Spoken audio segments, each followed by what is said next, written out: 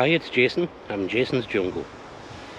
Now, like a lot of you, I've probably sowed too many tomatoes this year and haven't given them away and planted it out and kept spares and replanted spares when I need to. I've still got loads left. So I'm going to plant all these extras outside, but first I need to make a support for it. So that's what I'm doing today.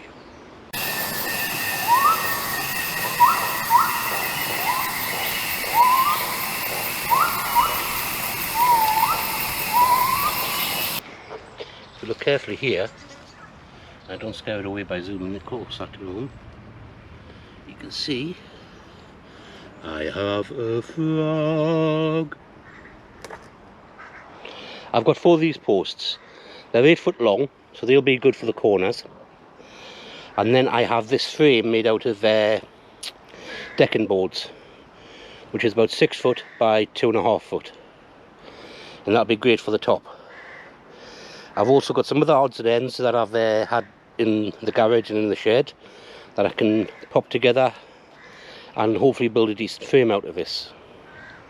So I will get on with that now. Balancing an 8 foot post whilst I try to screw it into the frame, that's going to be an interesting challenge, but I'll have a think about that and I'll get on with it and show you how I'm doing it. Okay, I've run through a few ideas in my head, and using this workhorse as a clamp seems to be the best way of doing it.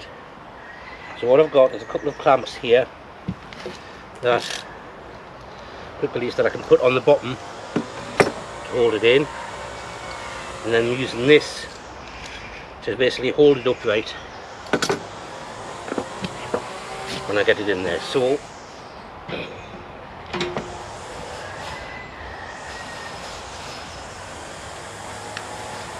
just put it in the general position, get this nudged into the right place, loosen it up a little bit, and now I can use these clamps to get it to the right height.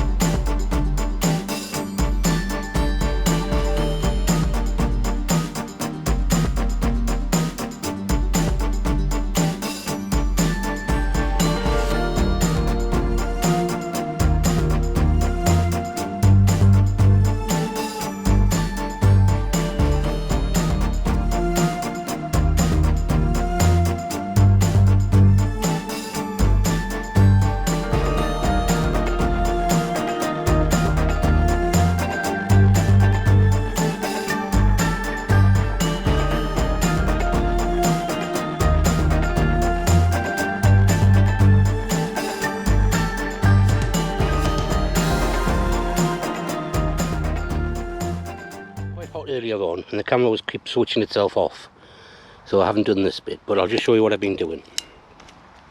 Every 6 inches along the long lengths I've put in an eye hook. Now I'm not going to have my tomatoes every 6 inches. This is basically lets me use it for other things in the future, like beans or peas or something. But basically I just pre-drill a hole and then I just screw in the eye hooks.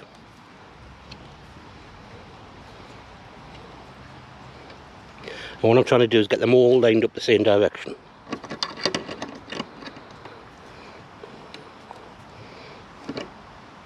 So they're all sort of in the same way. Now if we look over here, you'll see what I'm also doing is putting another eye hook in at 21 inches away from the vertical support, and I'm attaching a tension wire up to that. What that's going to do, that's going to basically give me bracing later on once it's in the ground and I've got those reasonably taut. Now I might put them along the short lengths as well. I haven't decided. I have to see when it's up, because I will get some tension and bracing due to the bell brackets on the corners, but I might need to put in some forward tension wire. I will see when I'll see that when I get it up. But I will finish putting these in, put in the tensioning for this side, and then it comes to trying to get the thing stood up. So I've dug a few holes.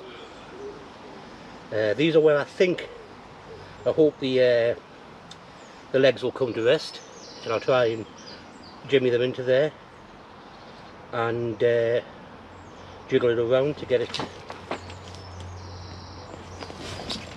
Don't want that in there. To get it to fit, or at least I can then excavate out from the side of them. Anyway, now comes the interesting bit. Flipping that over and getting it into the holes.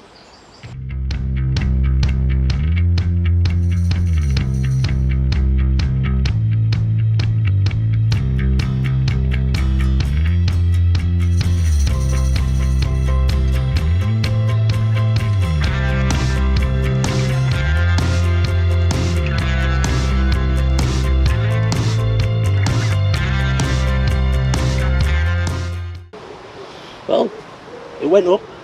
They're about the right place for the holes. One thing went. One of these tensioners, I mustn't have had enough tension on the crimp, and it's came off. So I'll fix that later on.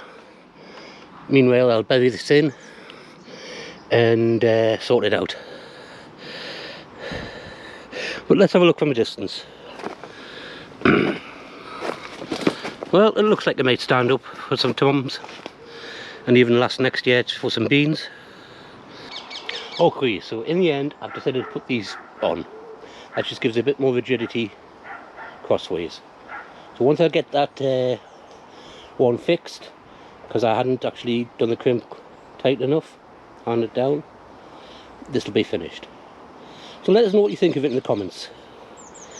I think considering it's built of things that I had lying around, I think it's come up quite nicely.